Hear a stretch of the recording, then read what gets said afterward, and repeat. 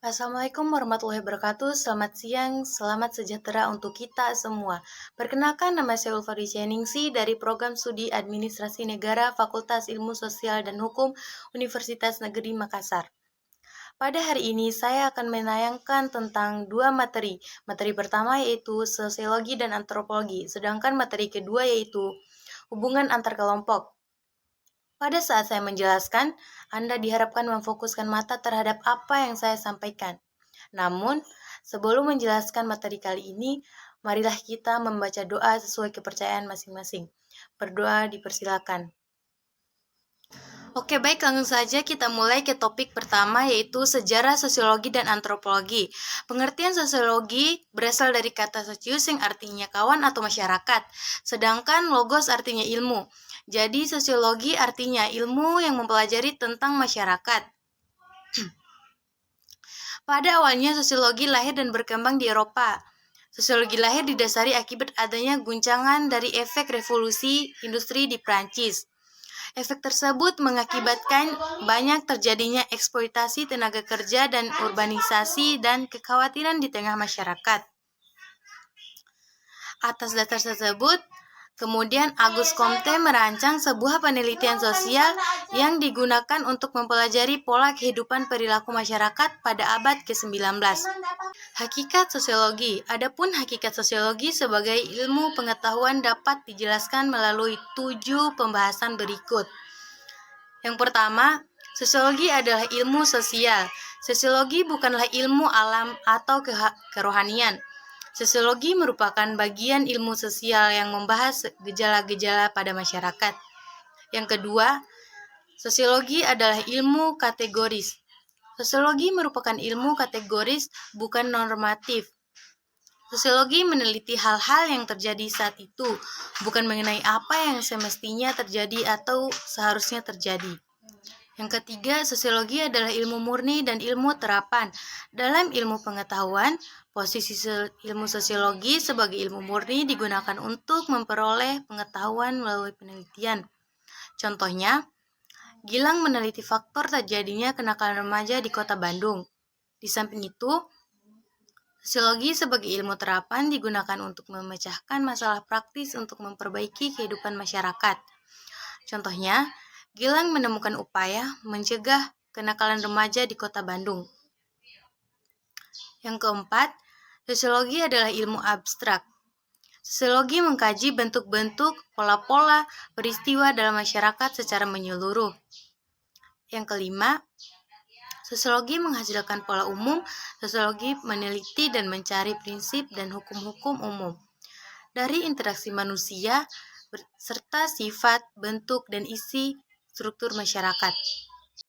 Yang keenam, sosiologi adalah ilmu umum. Sosiologi mempelajari gejala-gejala umum yang terjadi pada masyarakat. Dan yang terakhir atau yang ketujuh, sosiologi adalah ilmu rasional. Hasil penelitian ilmu sosiologi dapat diterima dengan akal sehat atau logis. Ciri-ciri sosiologi.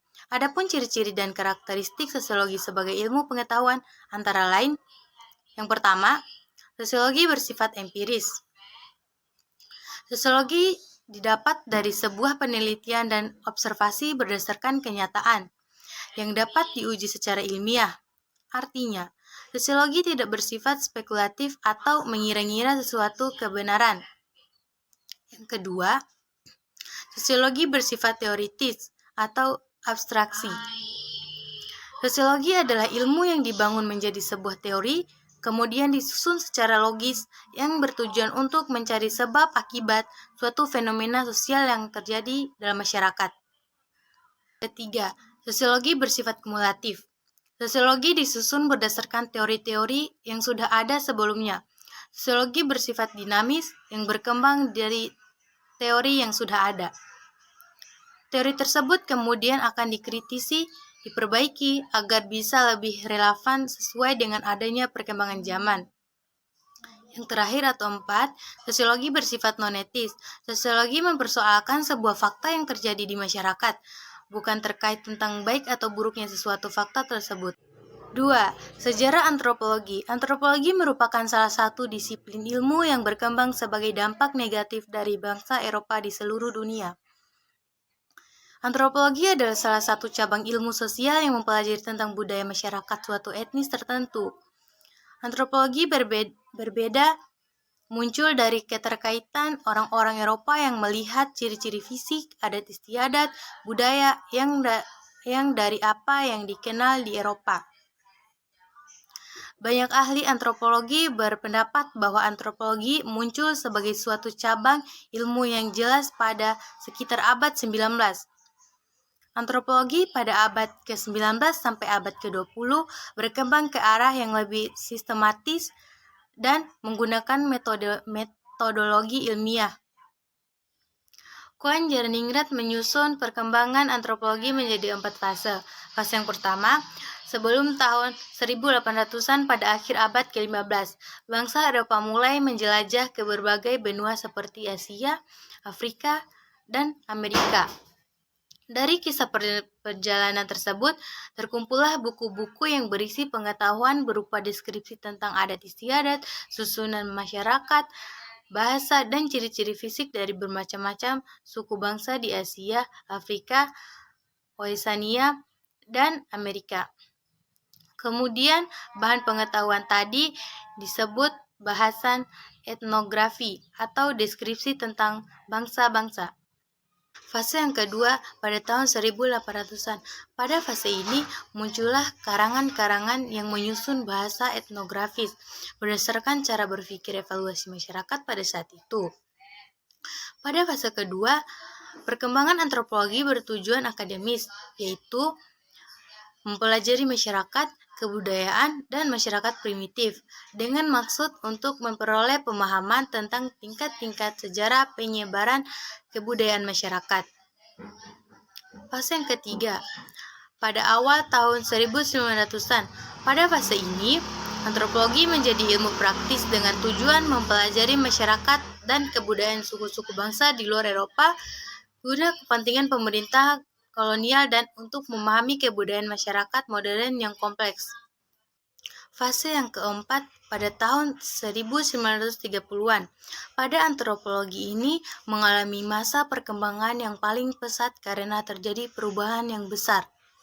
Kebudayaan asli bangsa-bangsa pribumi hilang akibat pengaruh kebudayaan Eropa.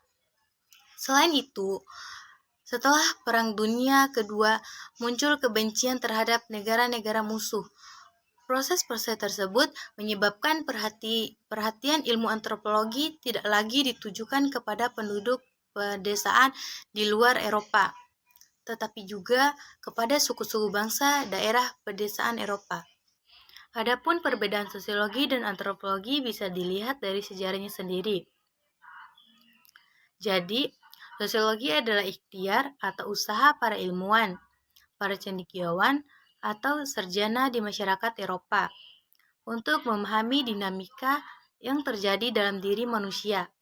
Jadi, sosiologi mempelajari bagaimana cara memahami, mempelajari dan menganalisis dinamika yang ada dalam diri mereka sendiri. Sosiologi sangat identik dengan konsep-konsep masyarakat Eropa. Berbeda dengan antropologi yang lebih ke teori-teori, penjelasan-penjelasan yang lebih banyak tentang suku-suku tertentu di luar masyarakat Eropa. Jadi, antropologi adalah suatu studi yang mempelajari tentang bagaimana sikap perilaku untuk mengetahui tentang keanekaragaman manusia. Sedangkan antropologi itu sendiri dulu adalah sebuah aktivitas yang dilakukan oleh masyarakat Eropa ketika mereka berpergian ke suatu tempat dan ke tempat yang lainnya. Atau mereka berpergian di luar Afrika, Asia, bahkan di Australia. Dan di situ pun ada sekelompok tertentu yang diam atau berada di tempat tersebut. Lalu mereka mencatat apa yang mereka temui di tempat-tempat yang mereka datangi. Biasanya mereka mencatat yaitu bentuk fisiknya, kemudian ritual, kebiasaan mereka sehari-hari, bahkan juga kebiasaan yang ada dalam masyarakat tersebut. Nah, catatan-catatan seperti itulah yang mereka bawa kemudian dijadikan sebagai dokumentasi pengetahuan dan mengetahui hal-hal yang baru atau menarik di luar komunitas mereka. Nah, mengapa sih sosiologi dan antropologi itu digabungkan? Jadi, Sosiologi dan antropologi digabungkan karena memiliki kaitan yang erat atau hubungan yang erat. Antropologi berbicara tentang budaya masyarakat, sedangkan sosiologi berbicara tentang perilaku masyarakat tersebut. Artinya, mereka memiliki tujuan yang sama untuk mencapai asas-asas hidup masyarakat dalam kebudayaan manusia pada umumnya. Sosiologi menggunakan metode kuantitatif, karena sosiologi berdasarkan metode pengolahan, bahasa, dan analisis, berdasarkan perhitungan dalam jumlah besar. Ruang lingkup antropologi. Antropologi merupakan disiplin ilmu yang sangat luas karena gabungan dari humaniora, sosial, dan ilmu pengetahuan untuk menjelaskan tentang manusia. Dari ilmu antropologi ini berdasarkan pengetahuan dari ilmu alam, termasuk asal-usul dan evaluasi Homo sapiens. Ciri-ciri fisik manusia, perilaku manusia, dan variasi di antara berbagai kelompok manusia. Cara masa lalu evolusi Homo sapiens mempengaruhi budaya sosial dan kelompok. Selain itu, antropologi dibagi berdasarkan ilmu-ilmu sosial yang mempelajari tentang hubungan manusia dan hubungan sistem keturunan dan hubungan kekerabatan spiritual dan religi, lembaga konflik, dan sosial. Antropologi berasal dari Yunani dan Persia yang mempelajari, mencoba, memahami keberagaman budaya. Sekarang ini antropologi telah menjadi sastra dalam pengembangan dan beberapa bidang interdisipliner baru, seperti ilmu kognitif, studi globalisasi, genetik, dan berbagai penelitian etnis. Ada beberapa ruangan lingkup antropologi, diantaranya yang pertama, ruang lingkup antropologi fisik atau biologis. Ini mempelajari manusia bagaimana organisme biologis yang melacak berkembang manusia berdasarkan spesies. Budaya ini lebih fokus pada faktor biologis dan sosial yang mempengaruhi manusia dari primata lainnya, yang menghasilkan, mempertahankan, mengubah variasi genetik dan fisiologinya. Yang kedua, antropologi budaya. Ruang lingkup ini lebih fokus pada budaya, cara hidup dalam masyarakat. Antropologi sosial budaya ini adalah studi yang mempelajari tentang hubungan kelompok dan program studi yang mengenai cara-cara memahami dunia di sekitar mereka dengan metode yang berbeda-beda. Nah, apa sih yang membedakan sosiologi dan antropologi ini? Jadi, yang membedakan mereka adalah dua ilmu yang berbeda. Antropologi adalah ilmu yang fokus pada pembelajaran tentang manusia, termasuk evaluasi dan perkembangan manusia, atau cara manusia berperilaku, berkomunikasi, kebudayaan, bahkan cara manusia beradaptasi dengan lingkungan yang dinamis, dan cara manusia bersosialisasi. Antropologi juga mempelajari asal-usul budaya, prasejarah manusia, ciri-ciri khas manusia sebagai salah satu spesies di muka bumi, dan keanekaragaman manusia modern. Antropologi juga merupakan kajian multidisiplin yang mempunyai kajian aspek manusia secara holistik, secara historis. Antropologi berkembang dari deskripsi hasil laporan perjalanan penjelajah-penjelajah dan penjajah tentang hidup manusia di daerah jajahannya. Sedangkan sosiologi adalah ilmu yang mempelajari tentang perilaku manusia yang berhubungan dengan kehidupan sosial, perubahan, interaksi, penyebab, dan hasil perilaku manusia. Artinya, sosiologi adalah studi cara seseorang berinteraksi satu sama lain dalam masyarakat. Cara perilaku manusia diarahkan sesuai dengan struktur sosial, kategori, dan lain-lain. Oke, baik, itulah sejarah sosiologi dan antropologi. Selanjutnya kita akan membahas tentang topik yang kedua, atau hubungan antar kelompok. Baik, langsung saja kita masuk ke topik yang kedua. Yang pertama, pengertian hubungan antar kelompok. Hubungan antar kelompok adalah hubungan sosial yang dijalin antara dua atau lebih masyarakat dengan ciri-ciri khusus yang menyertai kelompok. Hubungan antar kelompok terbentuk melalui jalinan sosial yang telah dilakukan sebelumnya, seperti perilaku, sikap, dan gerakan sosial. Menurut Muzafir Sarif, hubungan antar kelompok terjadi apabila dua kelompok atau lebih saling berinteraksi dan anggota kelompok menunjukkan ciri kelompoknya dengan penghayatan kepada kelompok lain. Suatu kelompok terdiri dari kumpulan individu yang memiliki karakteristik, yakni terjadi interaksi yang dekat dengan intensif antar individu yang terlibat dalam kelompok. Keanggotaan berdasarkan kategori atau jenis kelamin, usia, status sosial, atau profesi, dan mempunyai tujuan bersama. Lebih lanjut, terdapat fenomena antara psikologis dan sosial dalam penelitian akan hubungan antar kelompok, seperti dinamika kelompok, motif dasar kelompok, dan identifikasi sosial, yang termasuk dalam kajian psikologi sosial. Suatu kelompok sosial dapat terbentuk dikarenakan adanya beberapa hal berikut diantaranya. Yang pertama, adanya kepentingan yang sama. Yang kedua, adanya kedekatan geografis. Yang ketiga, memiliki garis keturunan yang sama. Yang terakhir atau yang keempat, memiliki latar belakang yang sama. Suatu kelompok dapat dikatakan sebagai kelompok sosial apabila memiliki ciri-ciri berikut. Yang pertama, memiliki struktur organisasi yang di dalamnya menggambarkan peran serta fungsi dari setiap anggota. Yang kedua, adanya aturan dan norma yang wajib ditaati oleh setiap anggota atau kelompok. Dan yang ketiga, atau yang terakhir, kelompok tersebut telah terbentuk pada jangka waktu tertentu. Adapun contoh kelompok sosial diantaranya, yang pertama, keluarga.